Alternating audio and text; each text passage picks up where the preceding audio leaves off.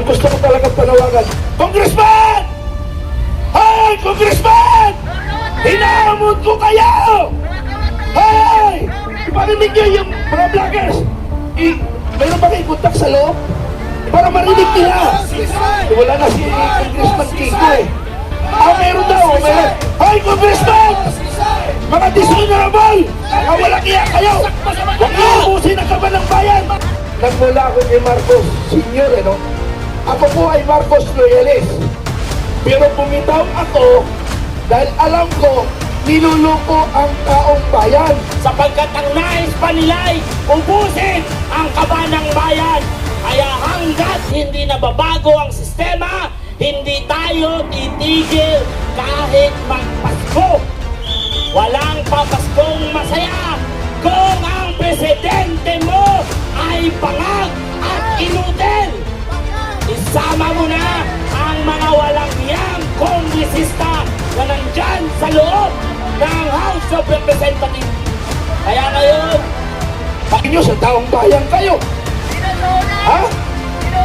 Kasi nga, kaya nga gusto ko, pagpasok ko kanina sa Aguinaldo, gusto ko yung protect, binasa ko yung protect the Filipino people protect and state. Ang problema, nawala na yung protect, pati people, nawala na rin. the bangag of the Oo, president. protective. Pakiusap ko lang ang process. Sabi nga ni Jose Castra, sana mauntok ang EFP. Ay, ang inyong mandato, protektahan nyo ang taong bayan. Kayo naman Philippine National Police, protect and service to the people. So alam na natin yon. Basta walang violation kaming ginagawa, hayaan nyo lang kami. Kasi kami ay naghahayag lang ng damdamin sa mga gobyerno nandyan ngayon. Alam nyo sa totoo lang, nagmula ako kay Marcos Sr. Ano? Ako po ay Marcos loyalist. Pero bumitaw ako dahil alam ko niluluko ang taong bayan. Tama! Niluloko yung taong bayan. 6 billion ang itulong ko kaya kay Marcos sa Tama, eleksyon. Tapos ngayon, bumitaw ako kasi alam ko hindi naman si Pangulong Marcos ang nagpapatakbo ng Pilipinas. Tama! Sino? Si First Lady! Ay, First Lady! Mabuti na lang, hindi ako Andres eh. Pag ako Andres Disaya, si Kong Mike. Kasi nga, ganito yan. Oo. Para masunod si First Lady, Oo. pinabangag niya muna si Marcos. Yun! Kuting. Pinakuking niya muna bago niya utusan. Pero may narinig ako yung threesome. Narinig ko lang. Ay, hindi ko alam. Hindi mo alam. Hindi ko rin alam yun. Ako dyan. Hindi ko alam yung threesome. Narinig ko lang. Hindi ko na ituloy. Hindi ko pala alam yun eh. Si Ma'am Astrao, alam niya. Okay. Pero private life nila yun. Ngayon bilang Pangulo, dapat magiging huwaran tayo. Pero baka makalimutan ko ano, ang gusto ko talaga panawagan, Congressman! Hey, Congressman! Hinahamon ko kayo! Hey! Parinig nyo yung mga vloggers! Mayroon ba kayo kontak sa loob? Para marinig nila! Wala na si Congressman Kiko eh. Mayroon daw, mayroon. Hey, Congressman! Mga dishonorable! Mga walang iya kayo! Huwag niyo ubusin ang kaban ng bayan! Tama! Magtira naman kayo sa 2028, 2028, baka wala ng kaban ng bayan. Magtira kayo. Pag naubos ang pera ng kaban ng bayan by 2028, ang taong bayan ang maninigil sa inyo. Kami ay mamamasyal sa inyong bahay. Alam namin lahat ng bahay ninyo. Kahit nasa Forbes Park kayo, tumira. Kaya naming lusubin. Mali. Mamamasyal kami, mamamasko pala kami. Hindi pala lulusubin. Mamamasyal kami, mamasko kami sa Malacanang. December 25, pwede tayo pumunta ng Malacanang eh. Pwede? Pwede? Schedule natin 25 ano? Mamamasko tayo! Walang titigil. Kaya hindi natin Walang sobre. bumababa. Kaya hindi natin sobre. Kami ako sobre yata. Okay. Ang gusto ko lang talaga. Kaya kami narito mga kaibigan. Gusto lang. Ang malita, ubos na yung malita eh. Sobre na lang natira. Okay. Kaya kami narito ngayon sa harapan ninyo mga kaibigan. Gusto lang namin talaga na panawagan ang mga dishonorable congressman. Kasi nga, hindi nagigising ang kanilang puso. Sana by December 25, mga congressman, sana naman maawa kayo sa kaban ng bayan. Huwag niyong lapastanganin o huwag niyong repaint ang kaban ng bayan.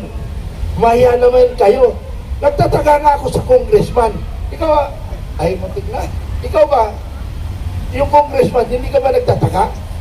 Hindi ako nagtataka dahil alam ko ang mga congressman ay mga kurakot! Ha? Kurakot ba lahat ng congressman? 10 lang ang matitino dyan! Ay, hindi. Baka next year marami na. Isusuko nila yung mga ninakaw nila. Naku po! Oy, congressman! Bago sa susunod na taon, sana magbago ang isip ninyo. Ibalik nyo na yung ninakaw nyong pera, kaban-kaban. Noon, ang narinig ko noon, 1,000 lang ang nawawala, ninanakaw. Noong nakarang administrasyon, milyon-milyon lang yung narinig ko na ninanakaw. Ngayong administrasyon, bilyon-bilyon, trilyon pa! Grabe, Mga walang hiyang congressman. Grabe. Dati milyon lang narinig ko, ngayon bilyon. Alam niyo po mga kaibigan, pag nakarinig ka ng corruption na milyon, parang normal na lang yung milyon. Pero pag bilyon, uy, malaki-laki yun ah. Ha? Malaki yung bilyon. Tapos, hindi pa sila kontentado sa bilyon ng peso, trilyon pa.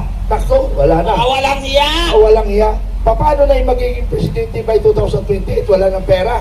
Maghihirap. Wag nang hantayin ng 2028 Okay, huwag nyo na hintayin ang 2020 mga kababayang Pilipino. Sana marinig nyo ang aming panawagan.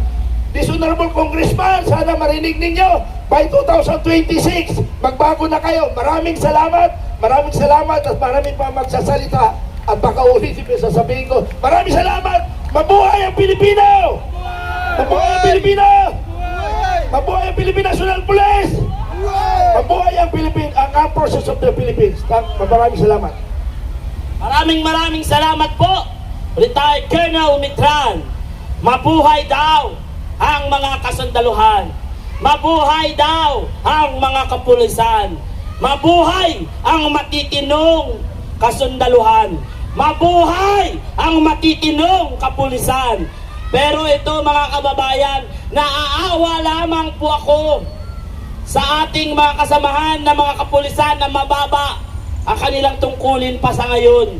Dahil sila ang umaharap at sumasalo ng galit ng mga ordinaryong Pilipino habang ang kanilang mga boss ay nasa loob ng opisina, naka-aircon at nakadayaper ng kaban ng bayan. At nang nakadayaper, putang inas, nakadayaper sa Malacanang at sumususo sa kaban ng bayan. Akala ko matanda na si Marcos, yun pala sumususo pa sa kaban naman ng bayan. Ngayon, tinuturuan niya na, tinitrain niya na ang kanyang Sandro Marcos na dapat bata ka pa lang, magaling ka na magnakaw sa kaban ng bayan. Yun lamang po at ngayon, pakinggan natin